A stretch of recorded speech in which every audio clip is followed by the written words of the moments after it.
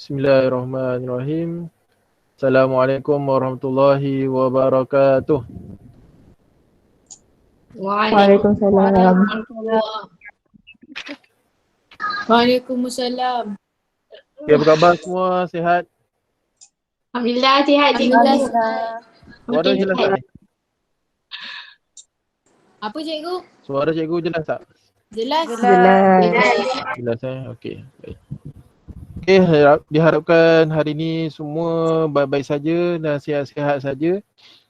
Ada yang demam ke?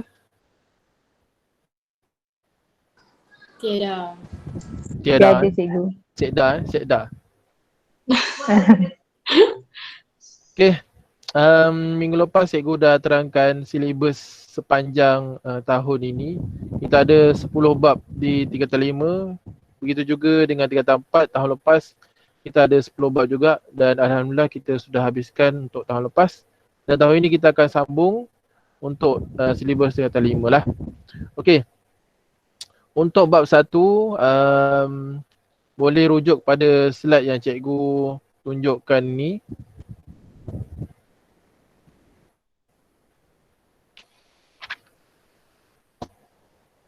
Okey, untuk bab 1 tajuknya ialah kedaulatan negara. Okey, kedaulatan negara.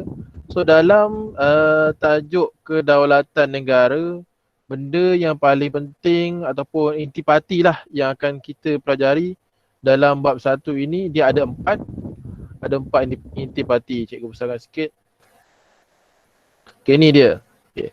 Pertama, antum kena faham dari konsep kedaulatan tu sendiri. Kedaulatan tu maksudnya apa dan apa huraian yang perlu kita faham berkaitan dengan kedaulatan. Okay, kedua, kita akan lihat apakah ciri-ciri negara yang berdaulat tu. Tadi kita dah tahu kedaulatan tu apa. Kemudian kita akan tahu apakah ciri-ciri negara yang berdaulat. Yang ketiga, kita dah faham konsep kedaulatan, kita dah tahu ciri-cirinya. Kita nak kena tahu pula apa pentingnya untuk mewujudkan negara yang berdaulat. Adakah kita perlu jadikan negara kita negara yang berdaulat ataupun sebaliknya? Kalau tidak berdaulat, macam mana pula? Dan yang keempat ialah langkah untuk mempertahankan kedaulatan. Kita dah tahu dah pentingnya kedaulatan. So, apakah langkah untuk menjaga ataupun mempertahankan kedaulatan negara? Okay. Ini 4 intipati penting dalam pembelajaran bab 1. Okay.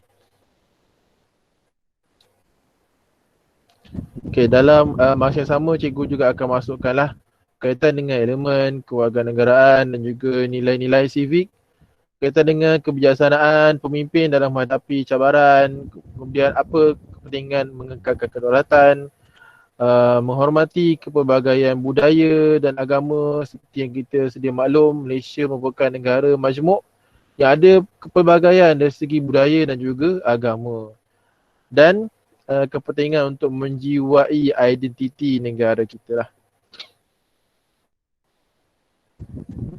Okay, tadi dekat depan ni dia ada satu gambar. Apa gambar ni? Kat mana ni gambar ni? Tanda negara. Tanda negara. Siapa yang pernah tengok? Maksudnya tak masuk lah. Tengok kat tepi jalan tu.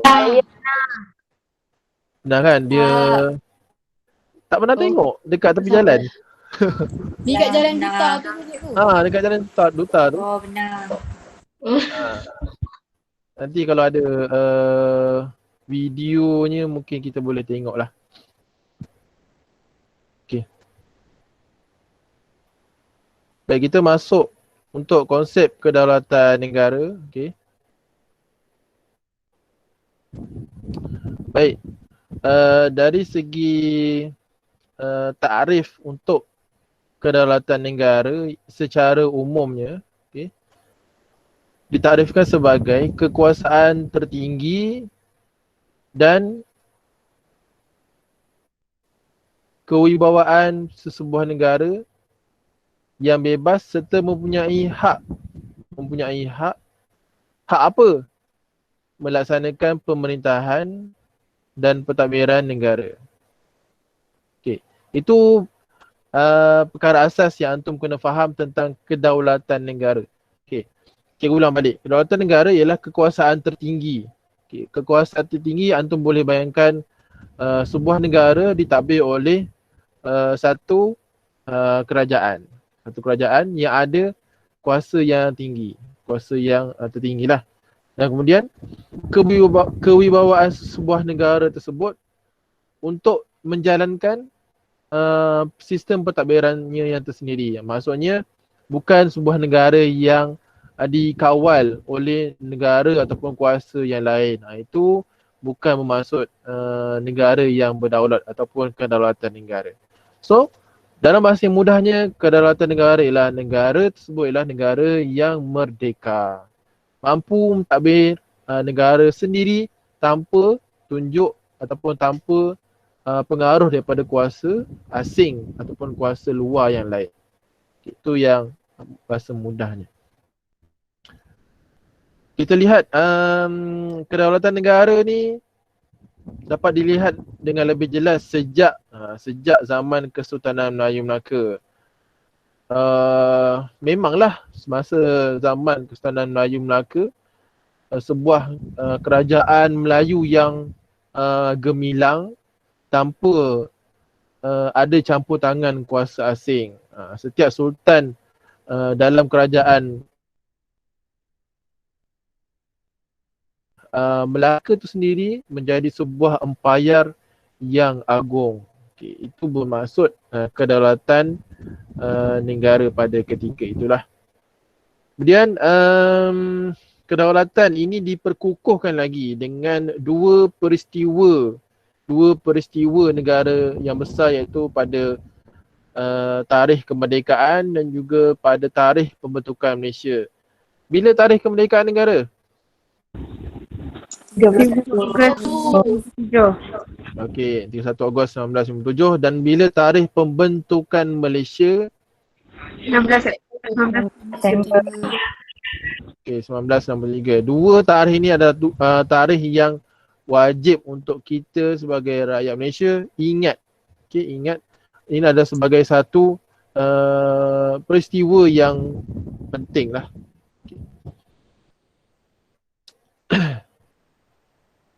Baik, kita teruskan lagi dengan takrif kedaulatan. Ada 4, 1, 2, 3, 4 bahasa yang akan kita pelajari berkaitan dengan takrif kedaulatan. First ialah bahasa Yunani. Okay. Bahasa Yunani, kedaulatan tu merujuk kepada supernus atau superanus yang bermaksud agung atau tertinggi. Perkataan ini merujuk kepada negara yang bebas dan merdeka. So, cikgu highlightkan negara yang bebas dan merdeka, supernus atau superanus. Kemudian bermaksud agung atau tertinggi. Supernus atau superanus, agung atau tertinggi. Kemudian merujuk pada negara yang bebas dan merdeka. Bahasa Inggeris, kedaulatan merujuk pada sovereignty. Sovereignty bermaksud negara yang mempunyai kuasa penuh. Okay, ingat kuasa penuh. Kuasa penuh tu untuk apa? Untuk pemerintahan. Okay. Bahasa Inggeris, sovereignty, kuasa penuh terhadap pemerintahan. Bahasa Arab. Bahasa Arab ni istilahnya yang selalu kita dengar, iaitu daulah. Daulah yang bermaksud kuasa pemerintahan sesebuah kerajaan.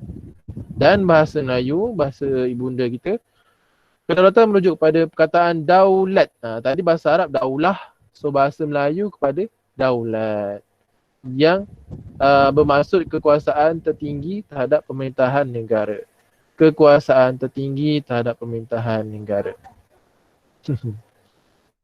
So, untuk kesimpulan daripada bahasa di atas tadi, kedaulatan ini merujuk pada kuasa tertinggi sebuah kerajaan bagi menjalankan pemerintahan negara yang bebas dan merdeka. Okey, cikgu nak tanya lah. Macam mana pula kalau negara yang tidak merdeka, adakah itu dikategorikan sebagai negara yang berdaulat? Tak. Tidak. Kenapa tidak? Sebab dia tak merdeka.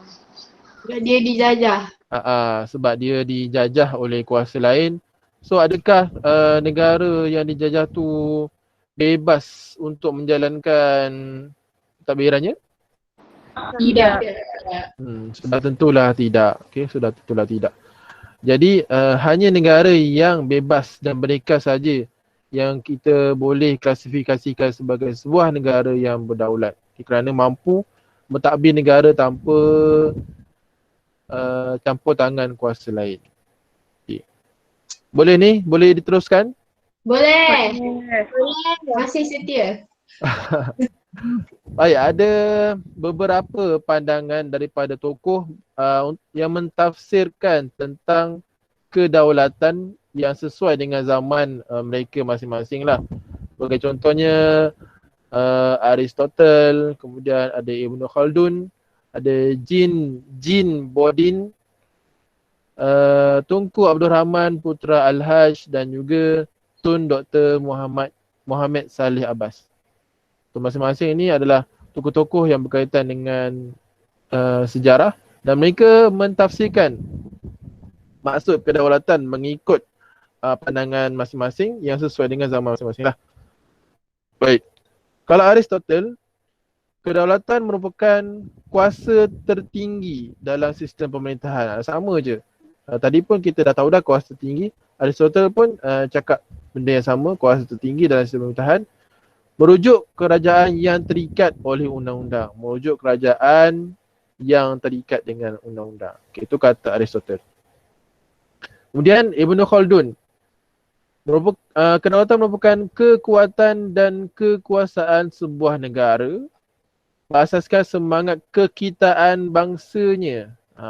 Yang ni Ibn Khaldun ni pula, dia seorang ahli sejarawan yang lebih banyak melihat kepada kehidupan masyarakat.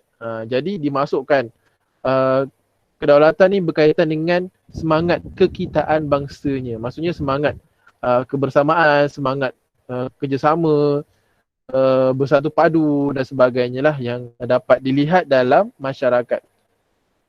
Diiringi dengan kekuatan semangat beragama. Menyebabkan suatu bangsa rela untuk berkorban mencapai cita-cita yang sama. Okey, sebagai contoh, sebuah negara yang hendak menang dalam sebuah pertempuran untuk mengalahkan tentera musuh. Jadi negara Islam tersebut kena bersatu padulah dalam menyusun strategi, bekerjasama untuk membuat usaha-usaha ataupun taktik peperangan dan sebagainya. Tujuannya adalah untuk mencapai kemenangan. Sebagai contoh, cikgu ambil satu peristiwa yang berkaitan dengan peperangan. Apa nama perang yang gali parit tu? Khaybah kan? Khandak. Orang Khandak. Okey, apa main strategi dalam perang Khandak tu? Gali parit. Geli-geli. Ingat tak siapa yang mencadangkan untuk menggali parit tu? Salman Farisi. Salman Al-Farisi. Seorang pemuda daripada Salman Al-Farisi daripada mana? Parsi kan? Daripada Parsi. So idea tu adalah diambil daripada tentera Parsi lah. Kemudian Nabi pun bersetuju dan dijalankanlah satu gerak kerja, satu usaha untuk menggali parit yang besar sebagai satu strategi. Dan kemudian tentera Islam pun menang melawan tentera kafir, tentera musyrikin. Okay, itu adalah menunjukkan kekuatan semangat beragama lah untuk mencapai cita-cita yang sama. Okay, kita lihat Jean Bodin, seorang ahli falsafah politik di Perancis. Kedaulatan merupakan kuasa tertinggi. Okay, kuasa tertinggi mempunyai sifat yang kekal dan mempunyai kuasa tidak bertafsir dan juga melaksanakannya. So, ini merupakan kuasa yang berkaitan dengan perundangan. Okay. Itu dia ialah yang dimaksudkan oleh jin body. Seterusnya, apa kata Tunku? Okay, Tunku berpandangan bahawa kedaulatan ni dibina berdasarkan prinsip kebebasan dan keadilan yang memperjuangkan kebajikan dan kesejahteraan rakyat. So kita tahulah Tunku seorang yang berjiwa rakyat, sanggup untuk bersusah payah mendapatkan taraf kemerdekaan negara. So kita tidak kita sedia maklumlah Tunku seorang yang memperjuangkan kebajikan dan juga kesejahteraan rakyat dan inginkan kebebasan dan juga keadilan untuk negaranya. Itu kata Tunku. Dan yang terakhir oleh Dr. Muhammad Saleh Abbas, mantan ketua hakim negara, ni ada gambarnya. Kedaulatan merupakan asas negara yang merdeka. Asas negara yang merdeka.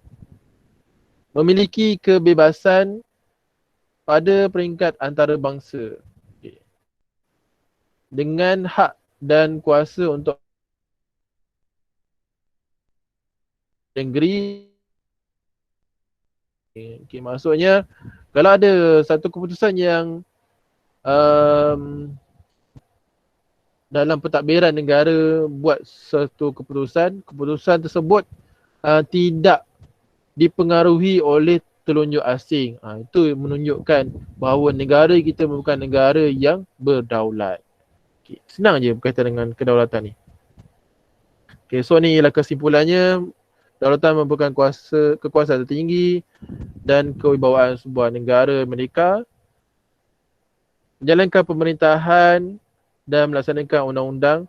Kedaulatan penting demi kesejahteraan rakyat. Okay, kalau tanpa adanya kedaulatan, so rakyat tidak akan sejahtera lah, rakyat akan sengsara dan negara pun tidak akan menjadi makmur. Okay. Kemudian kedaulatan ini juga diterima dan juga diiktiraf oleh negara lain. Maksudnya kedudukan negara kita itu dipandang sama tinggi dengan negara-negara yang lain. Diterima dan diiktiraf oleh negara lain. Okey, baik. Okey. Jenis kedaulatan. Kedaulatan ada beberapa jenis, iaitu ada 4. Kedaulatan tradisional, kedaulatan moden, kedaulatan undang-undang dan kedaulatan antarabangsa. Okey. Untuk bagi antum senang faham, kedaulatan tradisional, apa kedaulatan tradisional ni? Kalau kita tahu, tradisional ni benda yang lama kan? Benda yang lama. So, apa yang lamanya dalam kedaulatan? Okey. Senang je. Kedaulatan tradisional, kita kena faham berkaitan dengan kedaulatan Raja-Raja Melayu. Sebabnya, kedaulatan Raja-Raja Melayu memang sudah sedia maklum, sudah lama terwujud dalam sistem pentadbiran negara kita lah. Sistem pentadbiran negara kita sejak kerajaan Alam Melayu lagi. Sejak kerajaan Alam Melayu lagi yang antum telah pelajari semasa di tingkatan 2. Betul, tingkatan 2. Kerajaan-kerajaan Alam Melayu yang ada 8 tu kita dah pelajari pada tingkatan 2. Berkuasa mutlak. Okey, merujuk kepada satu sistem pemerintahan yang berkuasa mutlak. Okey, apa maksud berkuasa mutlak?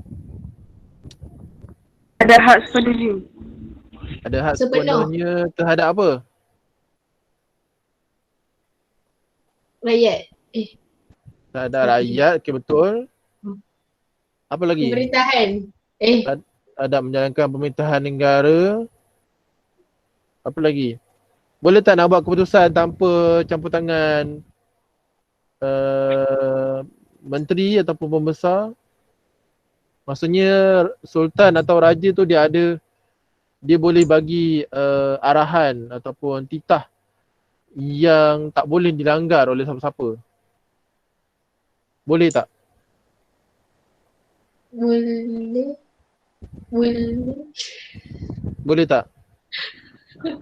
So kalau Sultan nak 10 dulang darah rakyatnya boleh tak? Boleh. Boleh lah Boleh sebab kot. sebab raja dan sultan pada ketika itu berkuasa mutlak. Jadi apa-apa saja arahan yang dikeluar daripada mulut sultan tu perlu dilaksanakan. Okay. Kemudian apa lagi berkaitan dengan kedaulatan tradisional? Wujud sejak tamadun awal manusia. Okay, ni betul lah. Kalau negara kita berbasis pada kedaulatan raja-raja Melayu, terletak pada kekuasaan dan kewibawaan raja. Okey. Raja merupakan pemerintah yang mempunyai kuasa tertinggi. Okey, ini dalam tradisional Kemudian kedudukan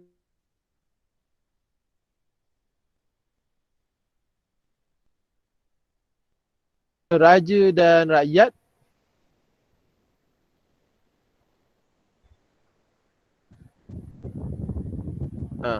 Apa yang mengikat antara raja dan rakyat? Tali kasut.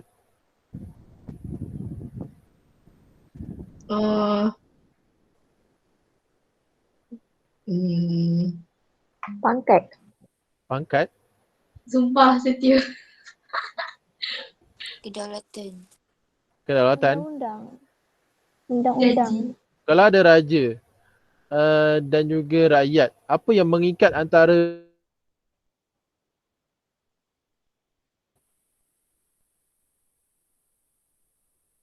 raja dan juga rakyat? Kerajaan. Kerajaan? Tak. Kerajaan tu ialah tempat untuk raja mentadbir. Apa yang mengikat antara kedua-dua ni? Perlembagaan. Undang-undang. Undang-undang. Kan? Undang-undang tu sebagai panduan yang perlu diikut. Diikut oleh raja dan juga diikut oleh rakyat. Tapi apa yang mengikat antara hubungan raja dan juga rakyat? Daulat. Tak setia. Taat setia. Yeay. Maksudnya kesetiaan kesetiaan rakyat terhadap raja dan juga bagaimana raja tu menjaga rakyatnya. So kalau rakyat setia kepada raja, raja pula menjaga kebajikan rakyatnya, for sure negara tu akan makmur, aman dan sentosa. Okay. Kedaulatan moden. Okay, kita lihat kedaulatan moden dikaitkan dengan idea kemunculan negara bangsa selepas revolusi keagungan di England dan revolusi Perancis. Siapa ingat ni kita belajar dekat tingkatan berapa? 4. Okay, Empat. Kedaulatan juga dikaitkan dengan hak rakyat, hak rakyat dan kerajaan berperlembagaan. Selepas Perang Dunia Pertama, kedaulatan dikaitkan dengan nasionalisme yang berkaitan dengan persamaan rumpun bangsa dan bahasa untuk membentuk negara bangsa masing-masing. Okay, maksudnya kedaulatan moden pada hari ini tidak lagi dikaitkan dengan raja ataupun sultan ataupun pemimpin yang awal. Okay. Tapi dia lebih berkaitan dengan pertama, hak rakyat, kedua, perlembagaan. Kemudian berkaitan dengan semangat kebangkitan nasionalisme yang merujuk ataupun menggunakan unsur yang sama seperti rumpun bangsa itu sendiri dan juga bahasa masing-masing untuk membentuk negara bangsa yang sendirilah, yang tersendiri. Okay, kalau di Malaysia kita lihat bagaimanakah negara bangsa kita lahir, iaitu pada dengan tertubuhnya Persekutuan Tanah Melayu 1957 dan juga Persekutuan Malaysia 1963. Ini dua peristiwa yang telah cikgu sebutkan tadilah, iaitu tarikh kemerdekaan dan juga tarikh pembentukan Malaysia. So ini adalah kedaulatan negara kita lahir. Okay, hasil gabungan negeri yang dikenali sebagai Persekutuan Tanah Melayu, PTM dan juga Persekutuan Malaysia. Okay.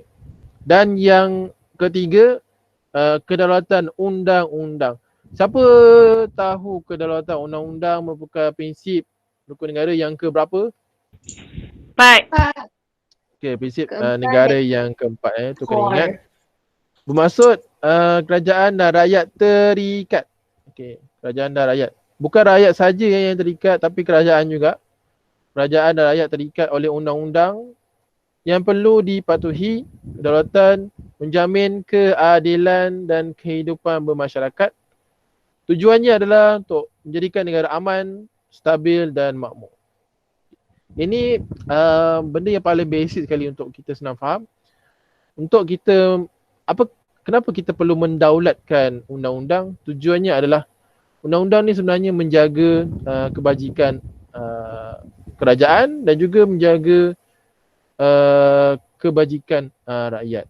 So kalau kerajaan boleh membuat apa saja usaha, program ataupun bantuan-bantuan yang bertujuan untuk meningkatkan lagi pembangunan negara dan juga rakyatnya. Begitu juga dengan rakyat. Kita perlu patuh kepada undang-undang supaya kita boleh memastikan setiap usaha yang dilakukan oleh kerajaan itu berjalan dengan baik. So kena ada saling bertoleransi antara dua kumpulan inilah, iaitu kerajaan dan juga rakyat.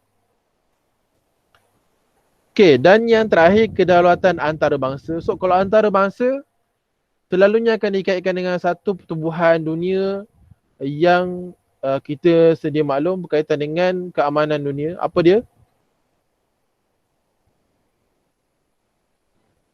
Apa cikgu?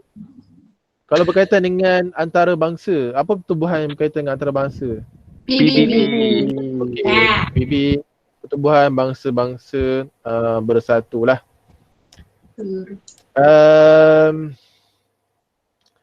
Yang merujuk kepada pengiktirafan yang diberikan oleh PBB terhadap sebuah negara. Okay. Bagi contohnya negara kita, negara Malaysia juga merupakan sebuah negara di bawah pertubuhan bangsa-bangsa bersatu yang diiktiraf oleh PBB. Maksudnya Malaysia ni sebuah negara yang diiktiraf oleh PBB. Sebagai contohnya, ada satu deklarasi hubungan persahabatan PBB 1970 yang mengesahkan prinsip persamaan kedaulatan dari segi undang-undang antarabangsa. Ini membuktikan bahawa dunia mengiktiraf negara kita sebagai negara yang bebas, merdeka dan juga berdaulat. Okay, ni gambarnya. Dr. Ismail Abdul Rahman, kiri, mana ni Dr. Ismail? Oh, tak boleh highlight. Dan Tunku Jaafar sedang mendengar ucapan pembukaan Perhimpunan Agung PBB ke-12. Suatu Persekutuan Melayu diterima sebagai anggota ke-82 Badan Dunia pada 17 September 1997. Ini gambar yang nostalgia sekali. Macam piramid yang belah kanan ni. Nampak tak? Faham. Kita Ismail Rahman, Ismail Ali dan Tunku Jaafar.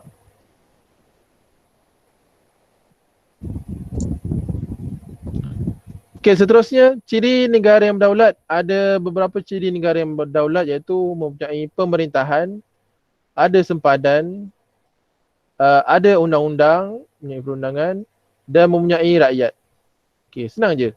Ada pemerintahan, ada sempadan, ada undang-undang, ada rakyat. So itulah negara yang berdaulat. Okey, negara yang berdaulat. Simple je. Di bawah mempunyai pemerintahan untuk menjaga, tujuan pemerintahan negara yang berdaulat diwujudkan adalah untuk menjaga kestabilan politik, keamanan, pertahanan dan juga ekonomi. Dijalankan secara teratur. Kemudian Malaysia sebuah negara persekutuan yang mengamalkan sistem, ni kena tahu sistem raja berperlembagaan dan demokrasi berparlimen. Okey, apa maksud sistem raja berperlembagaan? Cikgu nak tanya seorang lah.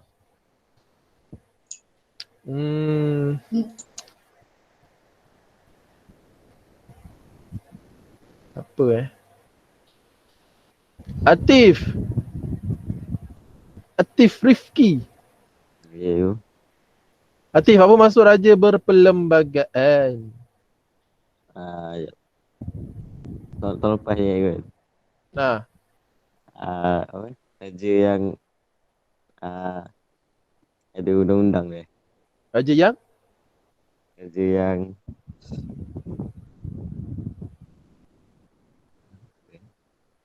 yang ada undang-undang? kan. Yang ada ke yang ikut? Yang mengikut Yang mengikut undang-undang ataupun raja yang tertakluk pada undang-undang. So, raja berperlembagaan ni boleh buat benda sesuka hati tak? tak boleh tu. Tak boleh lah, tak boleh sebab sudah terikat dengan undang-undang. Okay, terima kasih Atif. Okay, kita tengok demokrasi berparlimen. Apa maksud demokrasi berparlimen ni?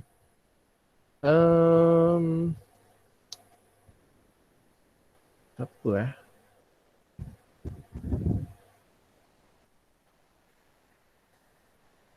Damia Maisara. Ya, cikgu. Demokrasi berparlimen tu apa? Sekejap.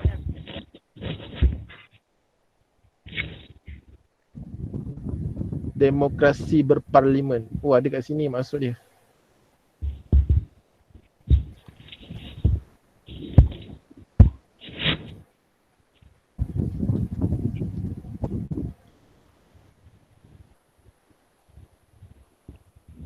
Ni ada kat depan ni apa dia? Demokrasi yang dijalankan secara perwakilan melalui proses pilihan raya.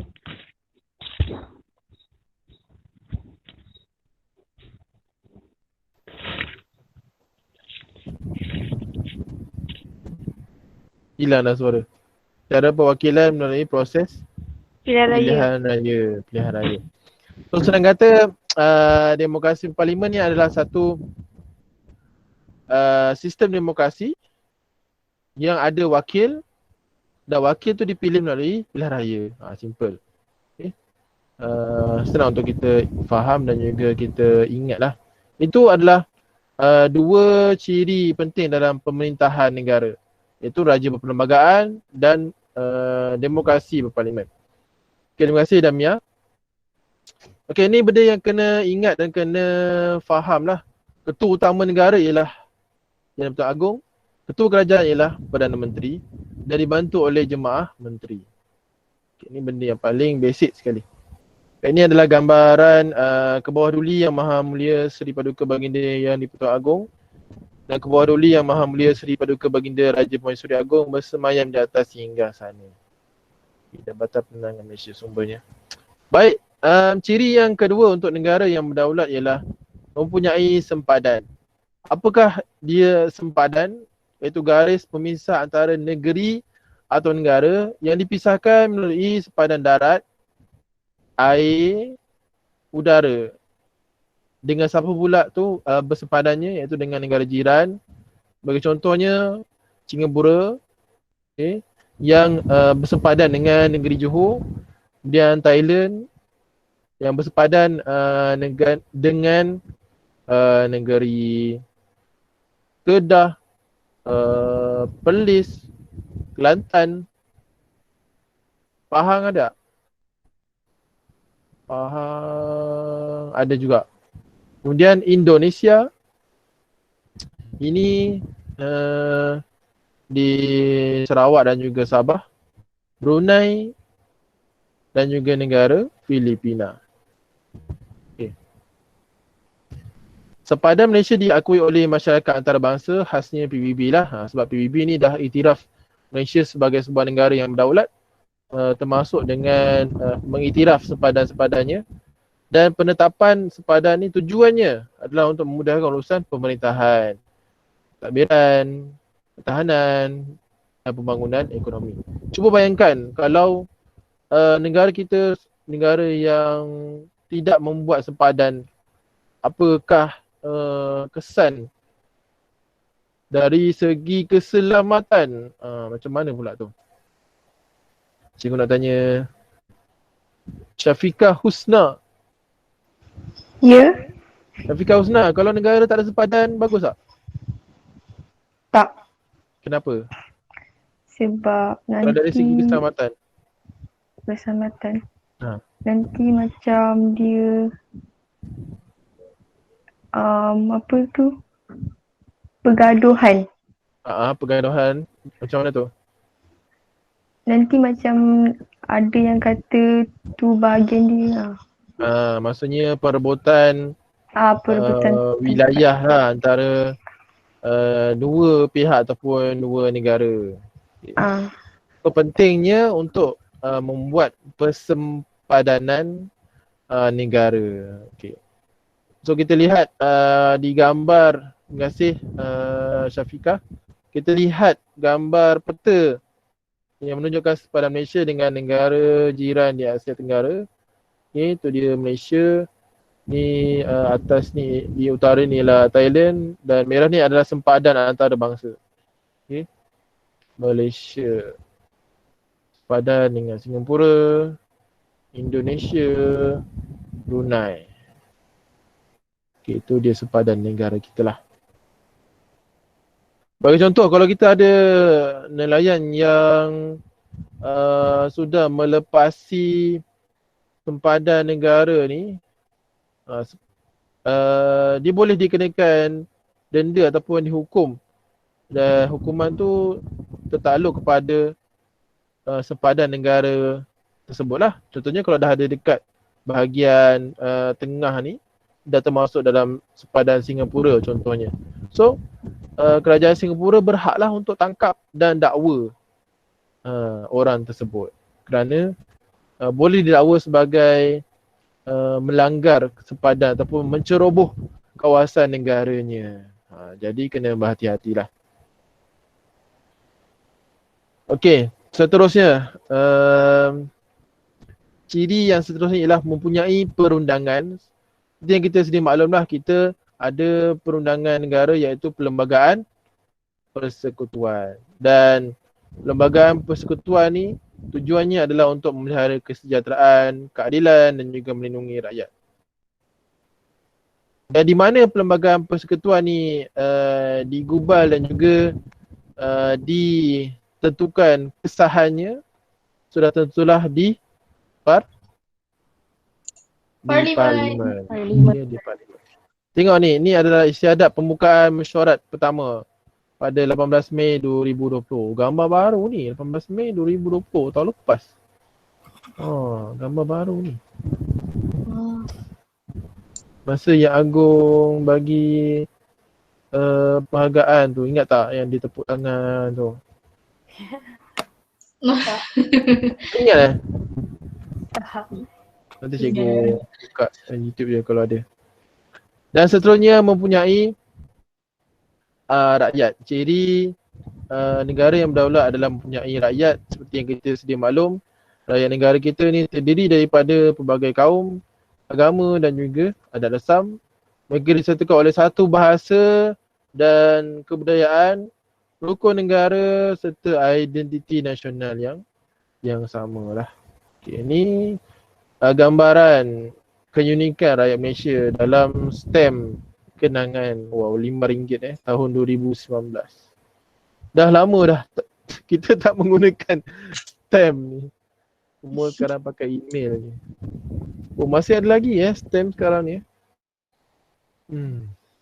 Mungkin raya tahun ni kalau kita semua beraya di rumah, mungkin kita boleh hidupkan semula lah budaya menghantar kad raya dan juga kenang-kenangan raya kan.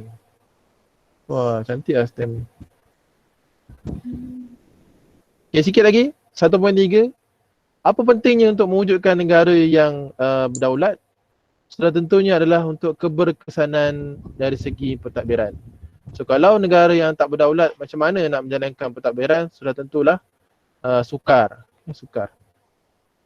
So kedaulatan memberikan kebebasan negara menjalankan urusan pentadbiran tanpa campur tangan pihak luar. Itu dia punya point dia. Kemudian dilaksanakan dengan berkesan melalui Jemaah Menteri ni, negara kita lah melalui Jemaah Menteri, diketuai oleh Perdana Menteri, kemudian dibantu oleh Jemaah Menteri dan kementerian yang berkaitan di bawahnya. Kemudian kerjasama dua jenis kerajaan, iaitu kerajaan persekutuan dan juga kerajaan negeri. Okay, melalui pengagihan kuasa. Ada 3 pengagihan kuasa, iaitu senarai kerajaan persekutuan, senarai negeri dan juga senarai bersama. Dan sistem pentadbiran ini diperkukuhkan melalui peruntukan undang-undang dalam perlembagaan persekutuan. So benda yang senang saja. Okay. Negara ditadbir oleh kerajaan. Kerajaan tu ada 3 kuasa, iaitu senarai kerajaan persekutuan, senarai kerajaan negeri dan juga senarai bersama. Masing-masing ada kuasa masing-masing. Di bawah kuasa eksekutif ada juga kuasa bidang kehakiman dan satu lagi kuasa berkaitan dengan perundangan. Seterusnya, kenapa pentingnya mewujudkan negara berdaulat adalah tujuan untuk kemakmuran ekonomi. Sudah tentulah kalau negara yang berdaulat, kita boleh menjadikan ekonomi itu maju. Kalau negara yang tidak berdaulat, macam mana nak memajukan ekonomi negara? Okay, sebagai contohnya ataupun rentetan kronologi negara, kronologi pembentukan negara kita lihat selepas negara mencapai kemerdekaan, banyak usaha yang dilakukan untuk memajukan ekonomi dan juga meningkatkan taraf hidup rakyat berbilang kaum Malaysia. Sebagai contohnya, sebuah dasar yang dibangunkan oleh kerajaan selepas peristiwa 13 Mei 1969 1969 pula. 13 Mei 1969, iaitu apa nama dasar tu, siapa tahu?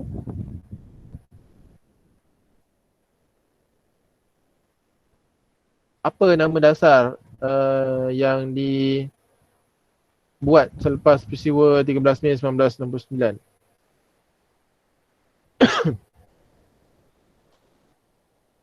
Dia berkaitan dengan serampang dua mata.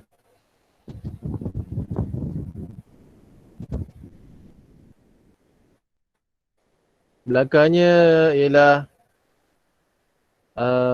perkataannya ialah baru. Dasar apa? Dasar ekonomi baru, cikgu. Dasar ekonomi baru. Okey, bagus. Dasar ekonomi baru adalah juga dikenali sebagai serampang dua mata. Serampang mata yang pertama ni untuk membasmi kemiskinan dan serampang mata yang kedua ni adalah untuk menyusun semula masyarakat. Sebabnya masa pentadbiran British di tanah air kita dulu, mereka mengasingkan masyarakat ni mengikut ekonomi masing-masing. Kalau orang Melayu tinggal di kampung, usahakan pertanian, sara diri dan sebagainya. Orang Cina ditempatkan di bandar untuk usahakan berjitima, perniagaan, perdagangan dan sebagainya. Kemudian orang India ditempatkan di estate di ladang-ladang. Tujuannya adalah untuk memberikan hasil kepada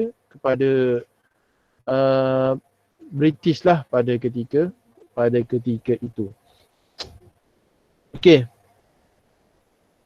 Itu berkaitan dengan kemakmuran ekonomi. Kita lihat juga kesejahteraan sosial. So, kalau sebuah negara yang berdaulat penting untuk negara melaksanakan dasar sosial bagi kesejahteraan negara, dapat melahirkan generasi yang berilmu dan juga berpendidikan. So, sistem pendidikan negara mula dinaik taraf. Kemudian infrastruktur negara dibangunkan dengan baik. Tujuannya adalah untuk melahirkan generasi yang berilmu dan juga generasi yang sihat dan seimbang lah. Beberapa perkara berkaitan dengan bahasa, kebangsaan, kebudayaan, sukan dan juga rukun negara diperkenalkan. Tujuannya adalah untuk memupuk perasaan muhibah dan semangat perpaduan dalam kalangan rakyat Malaysia. Baik, ini gambar pasukan bola sepak kebangsaan yang berjaya melayakkan diri ke Sukan Olimpik 1972. Berbilang kaum pasukan ni diwakili oleh pemain yang berbilang kaum. Sama lah macam tim bola sepak pada hari ini. masih lagi berbilang kaum lah. Dan yang terakhir ialah kecemerlangan hubungan luar. Tujuannya adalah untuk menjalinkan hubungan dengan negara lain. Dibentuk melalui pengubalan dasar luar negara kita dan menjalinkan hubungan diplomatik dan persahabatan dengan negara lain.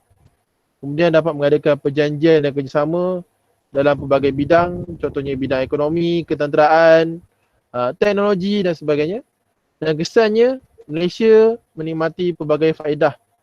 So faedah ni dari segi ekonomi, dari segi pasaran, dari segi dapat berkongsi teknologi dan sebagainya, dan kelebihan dalam usaha mempertahankan kedaulatan. So negara kita pun dapat bantuan dari segi untuk mempertahankan kedaulatan.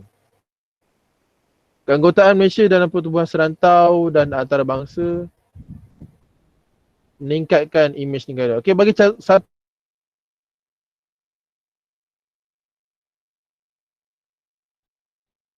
di Malaysia.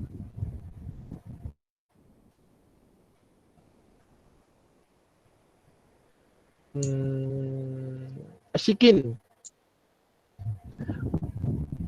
Ashikin ada Ashikin. Ya cikgu. Apa pertubuhan serantau yang dianggotai oleh Malaysia?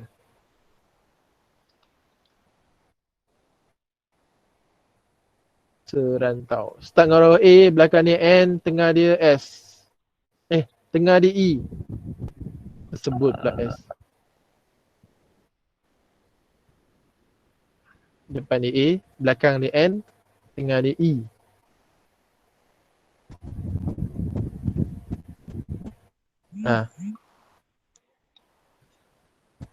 Apa dia? Saya try cikgu ASEAN. Ya, ASEAN.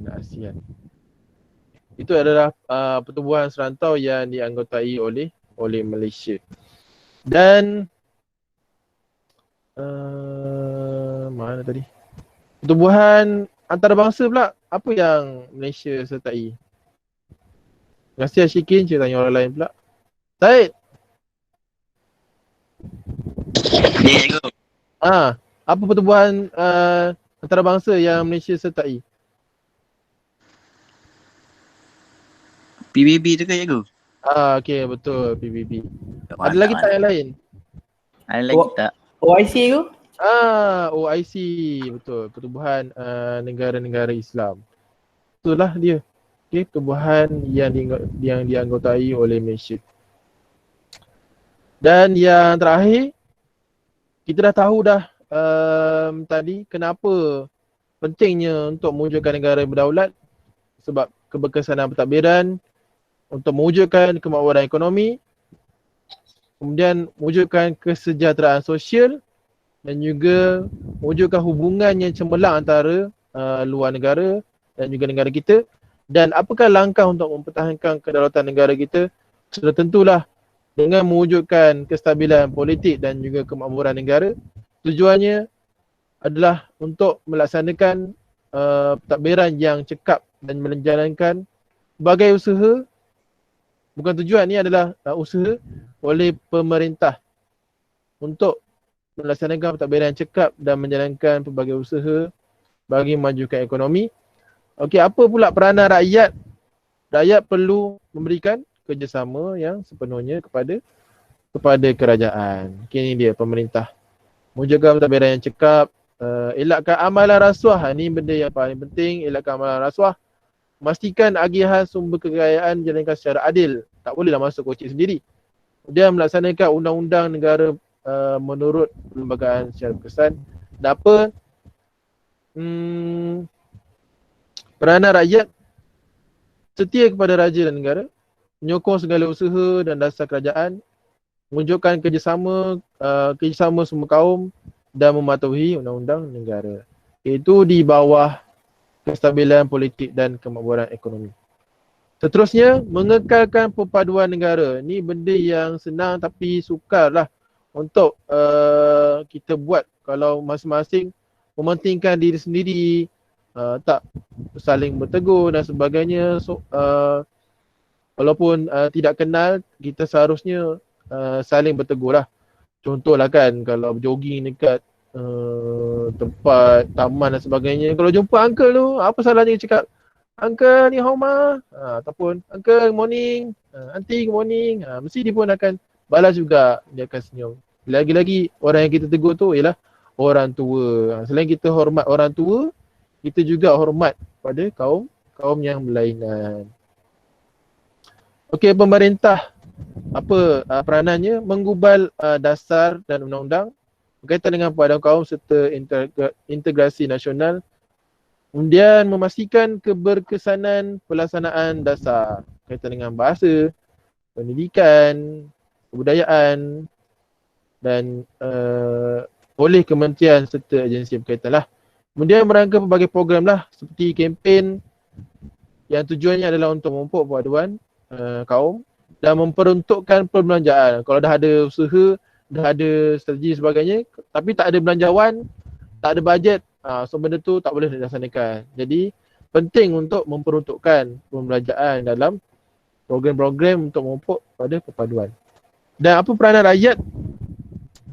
Gunakan bahasa kebangsaan, menghayati prinsip rukun negara, kemudian memahami dan menghormati budaya kaum lain, mengamalkan semangat perkongsian, toleransi, menghormati sama rakyat Malaysia dan melibatkan diri dalam program kemasyarakatan. So, kalau ada program gotong royong, lagi-lagi yang melibatkan kaum yang lain, kalau ikut situasi bila kita dah pulih nanti, bolehlah kita sertai larian, amal ataupun gotong royong ataupun pergi ke rumah anak-anak yatim ataupun warga tua dan sebagainya.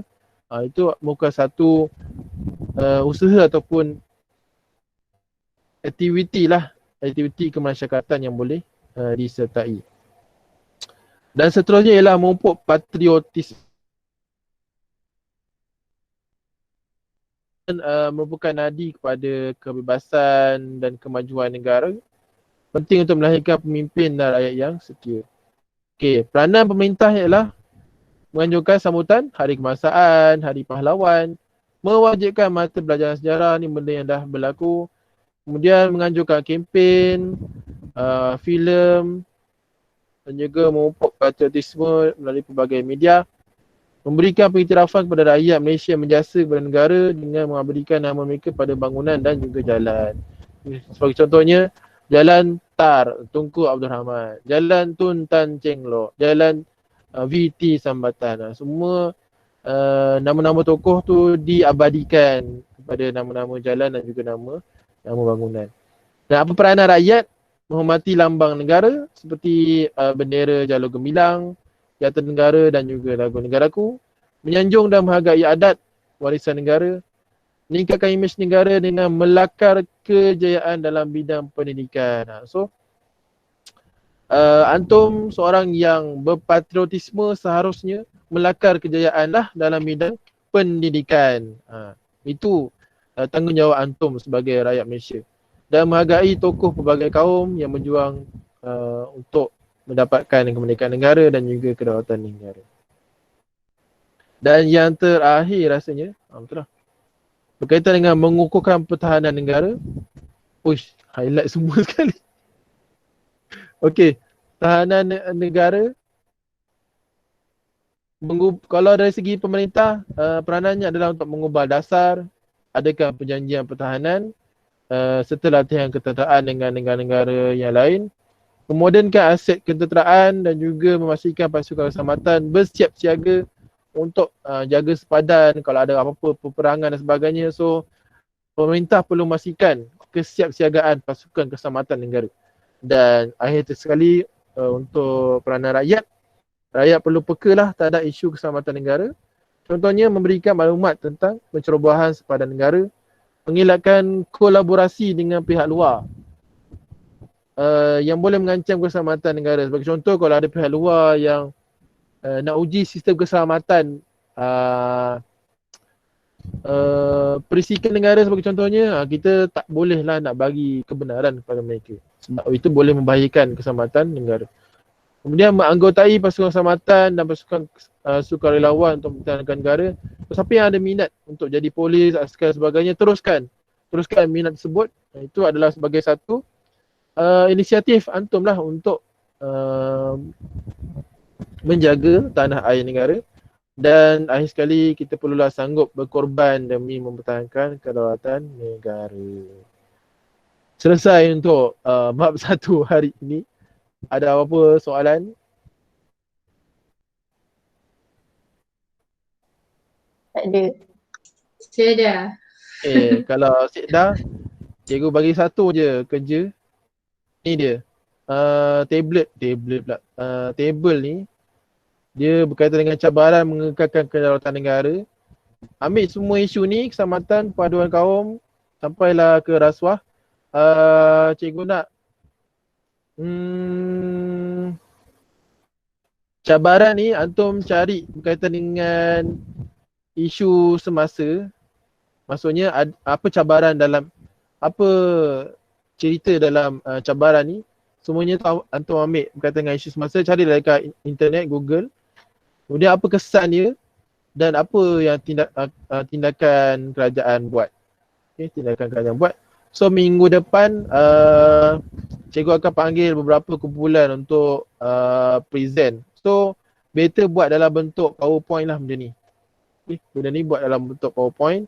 Ada poin cabaran, ada poin kesan dan poin tindakan. Cikgu akan undi kita ikut grup yang terlepas tu je lah, senang. Okay, ikut grup terlepas. Boleh tak? Boleh. Boleh. InsyaAllah. Boleh cikgu. Poin yang ni saja. Poin yang ni saja. Boleh. Okay, kalau tak ada apa-apa soalan, terima kasih untuk kelas pada hari ini. So semuanya hadir, 43. Betul lah, semuanya hadir. Okay, tahniah diucapkan untuk kelas Firdaus, Mawar dan juga Salam yang hadir pada hari ini. Okay, kalau tidak ada apa-apa lagi boleh bersurai. Terima kasih. Kita jumpa lagi minggu depan. Assalamualaikum warahmatullahi wabarakatuh.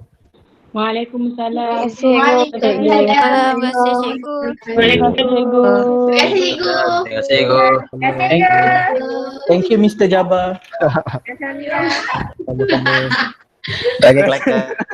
Kelakar. Terima kasih Encik Syed. Terima kasih Wafi. Terima kasih Soleh. Terima kasih Isai. Terima kasih Umar. Terima kasih, Nat.